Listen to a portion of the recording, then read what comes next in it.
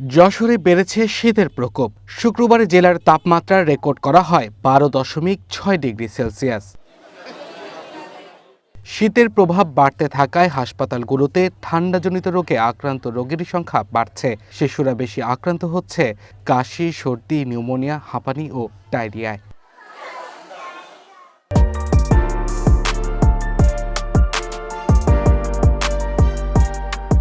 যশোর 250 শয্যা জেনারেল হাসপাতালের শিশু ওয়ার্ডে 24 সিটের বিপরীতে চিকিৎসাধীন অর্ধশতাধিক শিশু। বহির্বিভাগে চিকিৎসা নিয়েছে 4 শতাধিক। আর যশোর শিশু হাসপাতালে 50 সিটের প্রত্যেকটিতে রোগী ভর্তি রয়েছে। ঠান্ডা লাগছে, আবার বাথরুমে অনেক সমস্যা। বাথরুম যখনই করে তখন বাথরুম প্রচুর গন্ধ হয়। বাচ্চার সর্দি কাশি এর জন্য আসা, তবে এখানে আধা ঘন্টা ধরে লাইনে দাঁড়িয়ে আছি, এখনো দেখাতে পারি নাই। দুটো তিনটা ডাক্তার থাকলে আমরা মনে করেন যে 2-3টা ডাক্তার একসাথে দেখলে রোগীর চাপটা এমনি কম থাকবে, সেহেতু মানসম্মত একটা পরিবেশও থাকবে। বাবুর নিউমোনিয়া হয়েছে, এই গত সোমবারে ভর্তি হয়েছে। আমরা এখন একটু ভালো আছি, আগের ছাড়া একটু উন্নত হয়েছে। বাবুর হার্ট ছিদ্র, তাই ঘন ঘন ঠান্ডা কাশি লাগলে এখানে আসে। বাবুর হলো 23 দিন বয়স। বাবুর ঠান্ডা লেগেছে আজ 5 দিন, তাই এখানে নিয়ে আসি। চিকিৎসা দেওয়ার পরে পরিবর্তন হইল না, তা আবার এখানে নিয়ে আসিলাম, নিয়ে আসার 5 দিন এখানে চিকিৎসা দিচ্ছি। শিশু ওয়ার্ডে নির্ধারিত শয্যার তুলনায় রোগীর সংখ্যা দ্বিগুণ হওয়ায় চিকিৎসক ও নার্সদের সেবা দিতে হিমশিম খেতে হচ্ছে। 4 জন লোক তো আর সবার কাছে 1-150 রোগীর কাছে যাওয়া তো ওইভাবে সম্ভব না।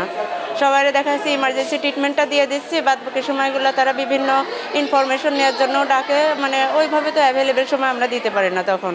বিশেষজ্ঞরা বলছেন, শীতকালে শিশুরা বেশি ঝুঁকিতে থাকে, তাই সন্তান অসুস্থ হওয়ার আগেই বাড়িতে পর্যাপ্ত সতর্কতা অবলম্বনের পরামর্শ দিচ্ছেন তারা। এই শীতের সময় বাচ্চা এবং বয়স্কদের একটু সমস্যা বেশি দেখা দেয়, ঠান্ডাজনিত যে সমস্যাগুলো আছে সেটা।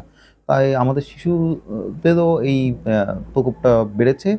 কিছুদিন আগেও রোগীর সংখ্যা অনেক বেড়ে গিয়েছিল। আমাদের যে ভর্তি করে যাদের চিকিৎসা দিয়ে থাকি, আমাদের 24টা শয্যা রয়েছে অ্যালটেড, সেখানে প্রায় 70-80-100টাও রুগী হয়ে গিয়েছে মাঝে মাঝে।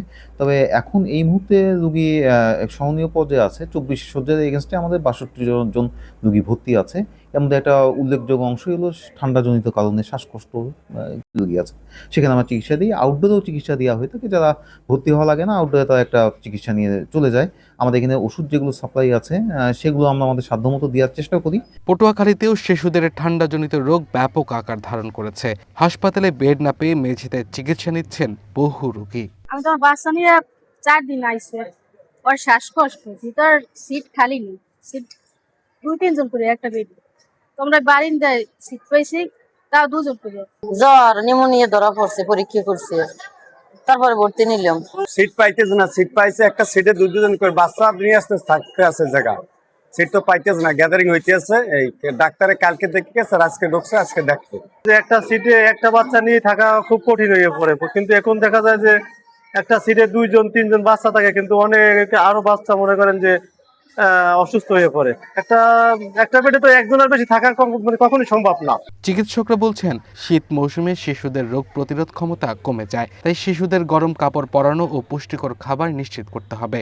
এছাড়া শ্বাসকষ্ট দেখা দিলে দ্রুত হাসপাতালে নেওয়ার পরামর্শ তাদের। শিশুদের মূল যে রোগগুলো হয় সেটা হচ্ছে শ্বাসকষ্টর জনিত বা শ্বাস প্রশ্বাসের সমস্যা, জ্বর, সর্দি, কাশি, এই সমস্ত রোগ নিয়ে সবচেয়ে বেশি আসে। এবং আমাদের এখন রোগীর সংখ্যা অনেক বেশি, প্রতি বেডে 2 থেকে 3 জন করে রোগী থাকতেছে।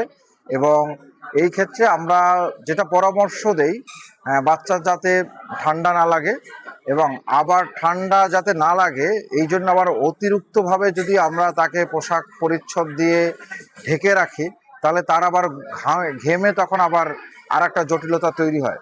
এই জন্য এই সময় বাচ্চাকে সতর্ক থাকা, পোশাক পরিচ্ছদের ব্যাপারে, পুষ্টিকর খাবার খাওয়ানো এবং পরিষ্কার পরিচ্ছন্নতা, এটা খুব জরুরি বাচ্চাদের জন্য। জেলাটির হাসপাতালগুলোতে ডিসেম্বরের শুরু থেকে এখন পর্যন্ত 1000-এর বেশি রোগী ভর্তি থেকে চিকিৎসা নিয়েছেন। Abdullah Mamun, one national desk.